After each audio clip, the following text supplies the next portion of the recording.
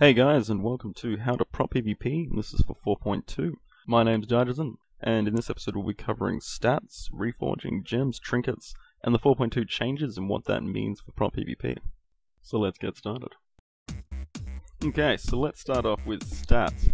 Now, the three stats you're looking for are strength, crit, and resilience. You're not wanting to stack stamina, or agility, or intellect, or anything like that. Strength, crit, and resilience are definitely your three primary stats.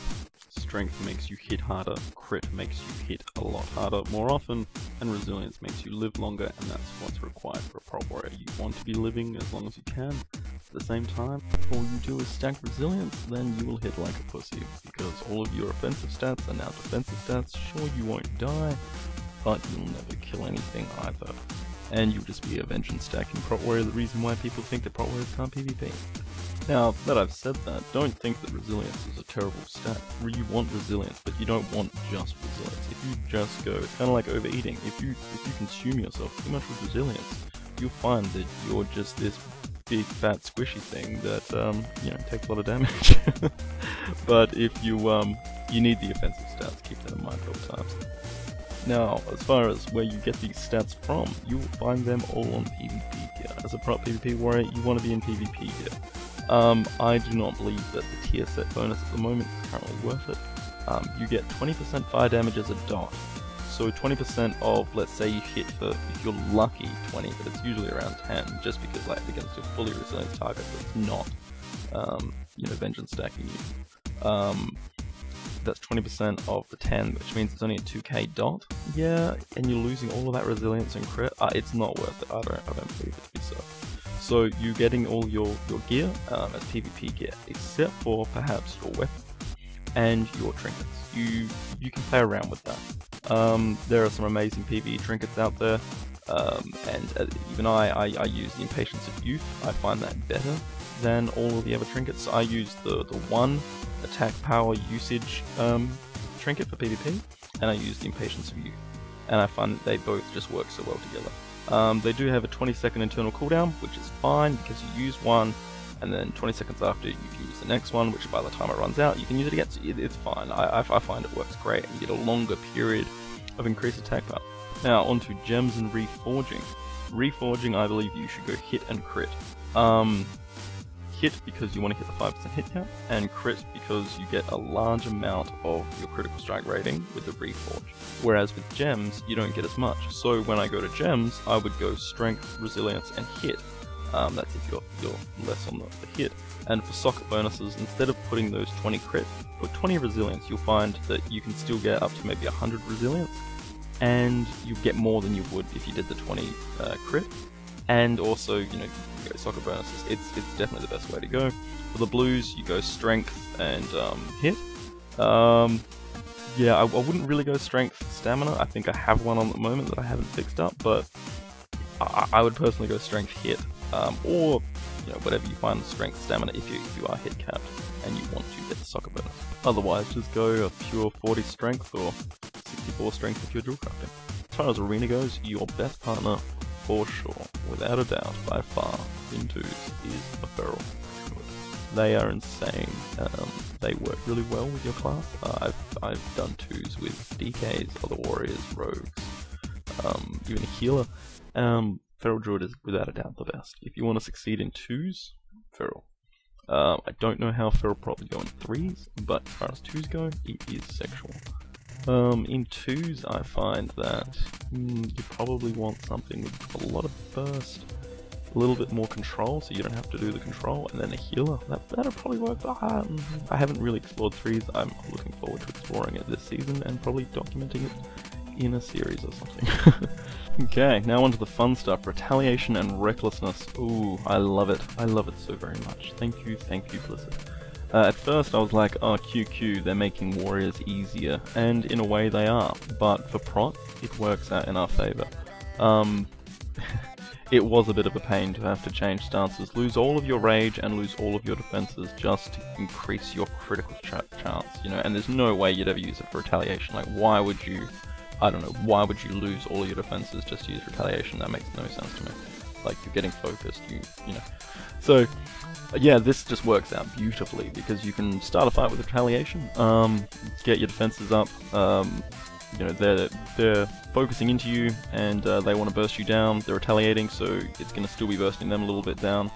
Then, depending on how your health is, you can either pop a recklessness if you really want. You can recklessness and then heal at the same time, so you can wreck, rallying cry or last stand, enrage generation, and yeah, laugh at life. Or you can go retaliation afterwards, wreck afterwards, shield wall. And shield wall heal up, which means you've completely reset and you've used all 3 moves. Yeah, I love it. It adds so much more variety and enjoyment to the prot playstyle, as well as viability in arena. If you think about it, now you can, you know, mid-fight, you're about maybe 30 rage, pop a spell reflect a spell, you are now full rage, and now pummel into wreck. You now get a full rage recklessness while in defensive stance. You're not going to feel the downside to recklessness, whereas other warriors do.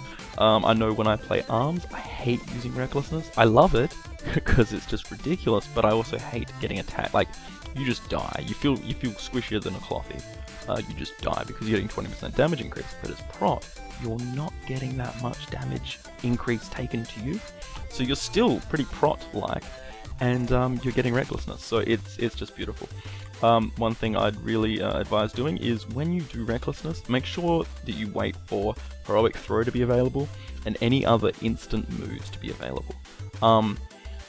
Yeah, you want to pop out as much as you can in that short time. Because heroic throw doesn't cost you any rage, you want to use that in it. Just because it costs you nothing and it's just boom, big, and it will hit maybe 20k or something. Same goes with if you have a enduring victory proc, which is victory rush. And you know, just any free moves, make sure that you have them available, and you know, always wait for shield block and shield slam, because obviously when you wreck, you want them to be available. So with the release of 4.2, we've now gained the ability to take down almost any class now. We certainly have much more viability against DKs. Before we couldn't even touch them. Now, they were our biggest enemy, but now we stand a fighting chance. I believe that yeah, most DKs we can take down now if you play well. They cannot heal as great as they can, and we can burst them down better. So yeah, things are looking good. Healer's still a bit iffy, but then again, can you really expect a pro warrior to take down a healer? Come on, you're being a bit yeah. But I have noticed a lot more pressure on a healer. In a few BGs, I popped recklessness, and I was like, whoa, did he just die really quickly? And I couldn't tell whether it was me or whether it was the guy next to me, because like he was a bit undergeared. So, but I have noticed the increase in pressure, which means that arena's going to go up, and perhaps we might be a little bit more respected. Then again, I kind of hope we don't. I like being the outcast, something no one plays, and everyone expects to go horribly, because when you kick their ass, it's so much more satisfying. Now, just to finish things off, as I fight this 2200 warrior, mind you that I don't actually have retaliation or recklessness or shield wall at the time of this duel, so I was pretty chuffed when I somehow beat him. But yeah, anyway, we'll have a quick rundown on rotations and priority, as people have been asking me a lot about that, and it seems a lot of people aren't too sure about what to use. Use your moves wisely. Get to know what your moves are. You want to be devastating, you know, to sunder armor them, of course, but it's more to proc shield slam. You want to use them at the right times as well, and you want to make sure you have shield block when you use your shield slam. Use revenge every single time you see it ready, because it's pretty much free.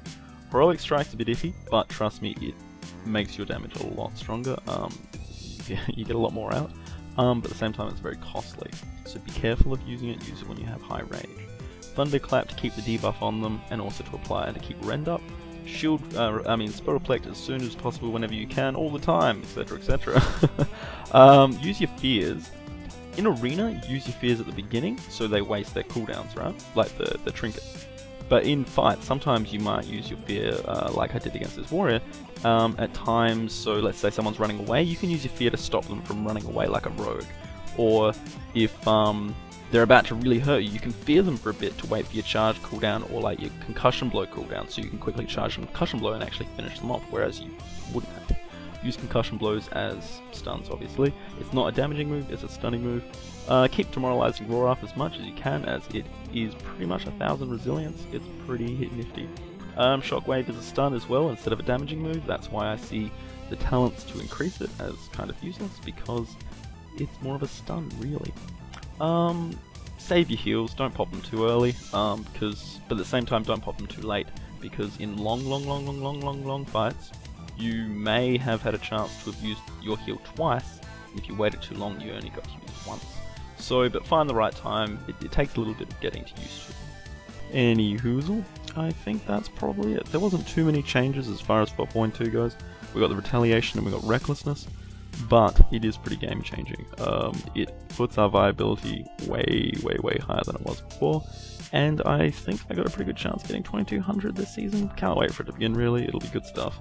The new gear, yes, that'll be nice. Very enjoyable. But yeah, I hope you enjoyed watching. I hope I helped some of you out, and see you next time.